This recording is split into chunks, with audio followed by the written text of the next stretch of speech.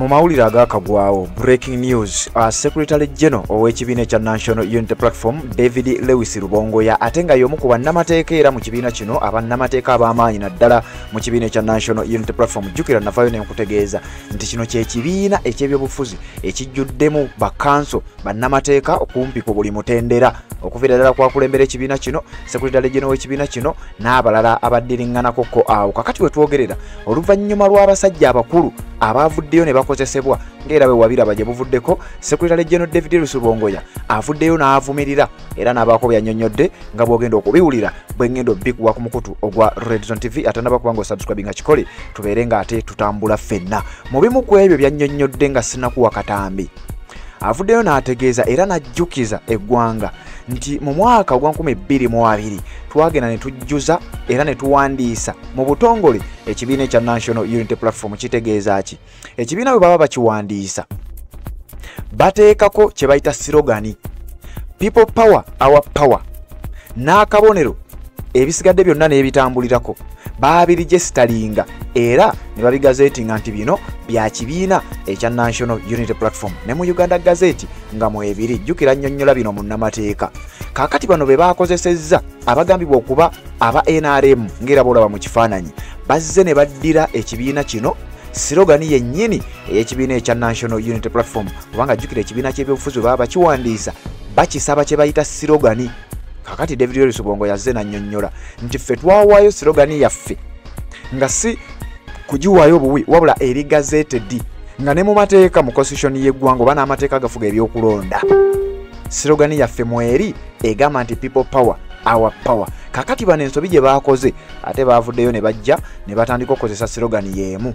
David Lewis Rubongoya bw'abadde annyonnyola atuzizaayo emabega ku muzeeyi Kibalama Nkonge n'ategeeza nti bino bye baakola nga tugenda mu kalulu aka 2021 ne bwe kaali kawedde muzeeyi Kibalama engeri gye baamukozesaamu y'engeri y'emu gye baagadde okuba nga bakozesaamu abasajja bano, era n'ategeeza kino kye bakola bamenyera ddala amateeka. Ulira bw'agambye agambye kino okumanya tekikkirizibwa na mateeka basobola n'okusibwa bwe baba nga bo babadde tebakimanyi. Akulaze gazeti n'empapula zonna eziraga era ezirambika obulungi ennyo nti kino kyalambikibwa, kyawandiisibwa, kyakkirizibwa, kyateekebwawo dda nga ekiri gazetted nti kya kibiina ekya National Unity Platform. Era avuddeyo n'ategeeza oba n'annyonnyola butya bwe bayinza okuba bano nga bagwa mu katego. Akunnyonnyodde n'ategeeza nti kino kyakozesebwa okuviira ddala mu mwaka ogwa 2021. Njagala mukuwaayo ngere ogenda mu maaso n'okubeera nga abikunnyonnyola naawe oba oli awo ogende mu maaso n'okuba nga ate obitegeera okusukkako ko awo. Mukutu gwa Red Zone TV webale kubanga okyagoberera, bw'oba tonaba kubanga osubscribinga kikole tubeere nga ate tutambula ffenna. Wuliriza bino nze gye tweyongereyo. Nga waliwo abantu ababadde batudde mu kifo ekimu sitera nnyo okwagala kozesa olulimi oba oli awo omuntu ayinza okuyita oluvoola, naye kataabo nze ndabye bayaaye, kubanga bw'obanga oli awo ng'otudde wali nga oyambadde bereti y'abanno oli mu kwogerera People Power era nga bw'owanika ekikonde nga tomanyi nakye bitegeeza, tomanyi gye byava. Nalabyeyo munamateeka gwe babadde naye gwe bayita Lutalo Robert abadde mu scandal after scandal yawolereza ono yakola ki bintu bingi nnyo byabadde akola ebyenjawulo era ebifaananyi mbadde ndaba bitambula ku mitimbagano ali mu nkayana za NRM enkyali mu kukola ki. Kakati abo abamu mu bamanyi political dealers nti buli kalulu bwe kasembera waliwo ebibinja ebivaayo, naye bivaayo lwaki? Kubanga bimanye enkola ya Museveni nti ye buli tusembera akalulu atandika okunoonya ani gwekozesa ogezaako okusala speed bano, ogezaako okubajja ku mulamwa, ogezaako okubadivatinga nga bwe baakola mu kalulu akagwa. Mujjukira mu kalulu akagwa bwe twamala okuteekayo ekibiina kyaffe ne bawamba Kibalama ne batandika omumwogeza ebigambo bitategeerekeka, n'agamba kati bano bansuubiza miliyoni 5 eza dola, olala n'ayogera ki bwe yamala n'avaayo n'agamba abasajja bamuwamba ne bamugjamu enjala ne bamukubakuba n'ebirala bwe bityo. Kaakati era nga bwe tusemberera akalulu era babizeemu nga bo balaba batandise okuvaayo ebibinja bwe bityo, twagadde bategeeza nti ekisooka teri kibiina mu mateeka kyebayita People Power Front oba People Power Movement oba kyonna ekyekuusa ku linnya eryo kubanga erinnya eryo ye slogan y'ekibiina kyaffe. Bwe twakola enongosereza mu ssemateeka waffe wa NUP, slogan y'ekibiina twagikyusa nefuuka People Power, our power, our power, People Power.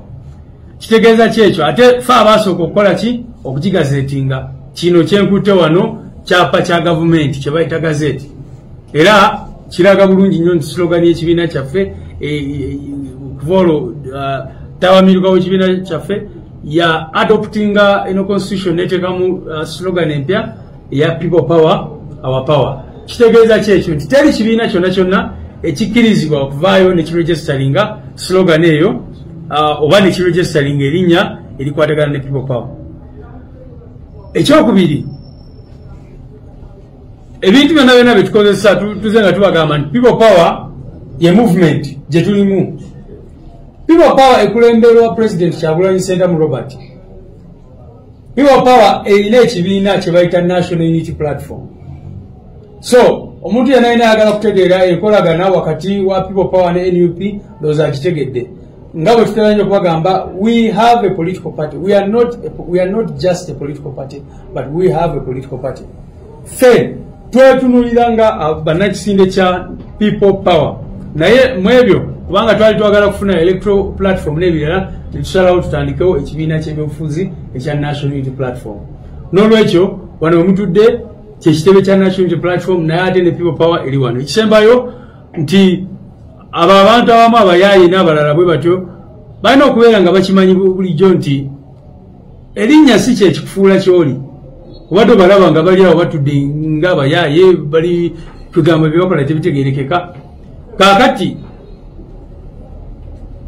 ekibiina ne bw'ovaayo n'ogamba nti kati olunaku olwaleero nsazeewo okweyita Robert Ssentamu Kyagulanyi tolifuuka president waffe ono gwe tubeera naye wano kubanga obalaba abamu nga bagezaako okweyita amannya agatali gaabwe biki. Kakati tosobola ne kwegamba abo kyengezaako bagamba ne bwe bavaayo ne bagamba nti kati beeyise ba People Power tebalifuuka ba People Power kubanga People Power tebamanyi first of all ekyo kivaawa, tebamanyi idea kikyetegeeza. Ne bwe bagamba nti mwetike People Power n'eddakiika emu tebasobola gyetika kubanga tebagimanyi na kyetegeeza. So twagadde okugumya abantu baffe nti nga tugenda mu kulonda General Museveni ne system of course okuba nti babeera available nnyo okwaniriza abantu bwe batyo mukyakulaba ebintu bingi nnyo nga bavaayo muzze mulaba mu kalulu akagwa mwalaba waliwo abaavaayo ne bagamba nti ate president wamwe teyasoma ne bagenda mu kooti ne bagezaako kukola ki ne bavaayo ne batwala mu kooti nti ekibiina temwakifuna mu mateeka ne bavaayo ate ne baleeta omusango omulala ne bavaayo ne baleeta kino. So mujja kubalaba just batandikidde ku kino naye tusuubira bingi nnyo era ne information gye tulina nti kati ng'omusango gwe twawaba ku nsonga za constitution gwe batuwaabira ku nsonga za constitution eno naffe ne tuteekamu application okuva olwo ne kati tewulirwangako bagiteeka mu maaso g'omulamuzi gwe bayita Singiza oyo emisango gy'abadde asala mugimanyi bulungi nnyo kati nawulira bamutwala mu Judicial Service Commission naye up to now eyo application yaffe tekolebwangako kubanga bakimanyi nti kino kya byabufuzi era twawulira gye buvuddeko awo gye baliize tusemberera akalulu oba oli abo bagusale in one or the other ogezaako okutija ku balance naye byonna bonoona budde tebiina kye bitukola tebiina kye bitegeeza ffe tuyimiridde ku nsonga gye tuyimiriddeko era tebalina kye batugamba basically bwebale nnyo. Z'obufumbo olina omwami naye ng'akutawaanya olina omukyala ng'akutawaanya bajja ne bakwagalako ne bagenda gwe alina ebizibu mu byenfuna nga sente zikuyita mu ngalo wooteeka sente zifa bufi b'owola tebazza gwe aloota ng'ogwa mu nnyanja gwe alumizibwa omutwe nga guganja okuwona naawe aloota ng'ebintu bikozesa ensonga z'obufumbo nina ekifo ku mugga awali amayinja wennyambulirako ebisiraani ekikwa ekifiiriza omudibo obutaganja obutaweebwa nzijanjaba abantu ab'enzikiriza zonna nsiŋŋaanibwa njeru ku lw'ejjinja gwanjagala kuba ku nnamba yange eyo naawe aliye wale nnyo yita ku WhatsApp.